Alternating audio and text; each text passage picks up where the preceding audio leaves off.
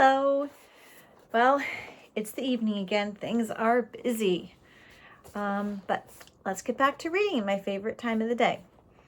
So last time when we were reading, the very last chapter we read was a chapter about Ma and Ba. And they were talking about, cleaning up their village after the big storm. And Ba is feeling a little bit worried because the goldfish hasn't been talking to him lately. So he was trying to talk to the goldfish and he was sticking his ear in the goldfish bowl. And Ma comes in and finds him. And at first she's surprised and wants to know what he's doing. And then she just starts laughing and laughing because it's so silly. And I think it's probably the first time that, at least that I remember in this story, that Ma has been laughing and sort of lighthearted. And they start laughing so much that they start crying. And they talk about, they don't really talk about it, but they kind of mention that the tears really aren't from happiness. And so perhaps they're thinking about Minli also. And now we're back to chapter 36. And you also probably remember that Minli is in that village, the village of the Moon Rain, with the two little twins. So I think we're coming back to Minli to see how she's doing right now. All right. Minli was so tired that she could barely remember what happened when they entered the village. She hardly remembered the clamor of people gathering around them and the loud cheers as Da'afu told about the destruction of the green tiger.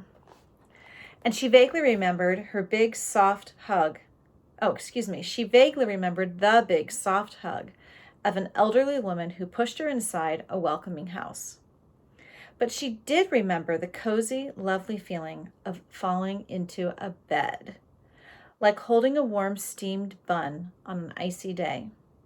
And then Minli closed her eyes and slept. When she woke up, 3 round faces peered above her like plump peaches. They were Dafu, Afu, and Ama, their grandmother. Each of the children dressed in their red wadded cotton outfits. The rip in Dafu's pants was now patched. Had little movable stoves with them. With the heaters and all of them crowded in the room, Minli felt as if she were in a warm oven of kindness. She smiled. That's a nice image. A warm oven of kindness. Good morning, Ama said. The children giggled. Good night, Dafu said. You slept the whole day. Pretty soon it'll be time to go to bed again. Now, Da'afu, don't tease the girl, Ama said. Obviously, she was very tired. Here, Minli, drink this. Ama poured some tea from a pot and handed Minli a cup. Minli sipped it gratefully. The steaming liquid slipped down her throat smoothly and seemed to fill every part of her with fresh energy. She took another sip of tea and breathed in the tangy fragrance, which smelled familiar. This is nice tea, Minli said. Thank you. It's not tea, Afu said. It's the medicine that cures the tiger's poison.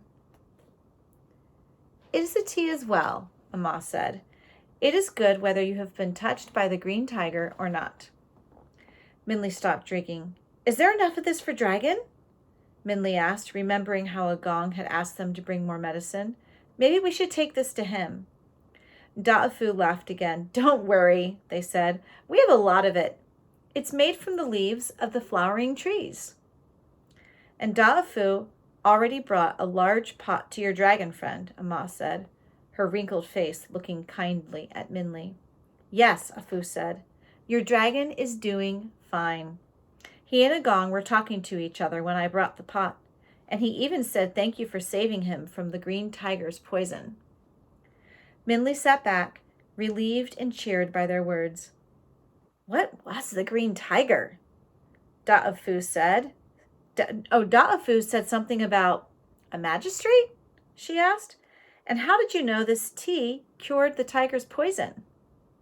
Oh, we found that out by accident, Ama said. So you might have been wondering something about the green tiger and something going on with him, something kind of magical in not a good way. And you also probably remember that the magistrate long ago was called Magistrate Tiger. So perhaps you were making a connection between the magistrate tiger that lived hundreds of years ago and this green tiger. And now we're going to hear the story of the green tiger and the tea.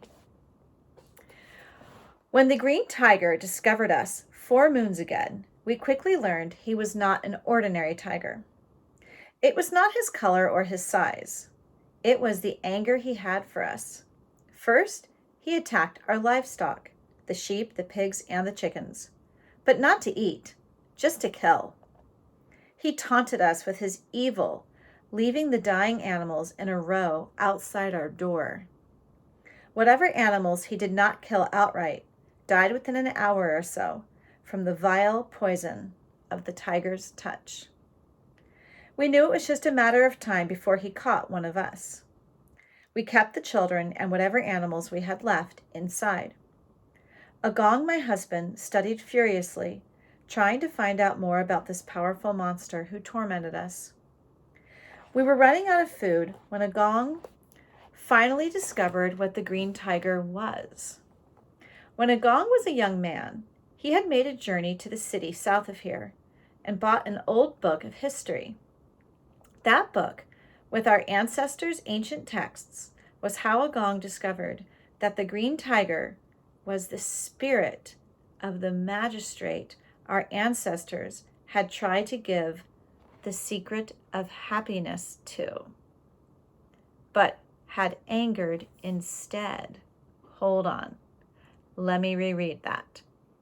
So he is saying that the green tiger was the spirit of the magistrate our ancestors had tried to give the secret of happiness to, but had angered instead.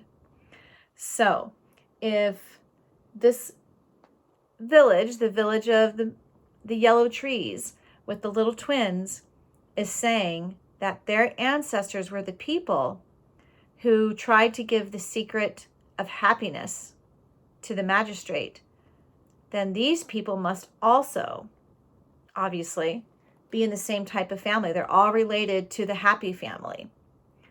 So, and you might think, gosh, have I read anything or heard anything recently about the twins or their grandparents that has been anything but happy and positive? I can't think of anything.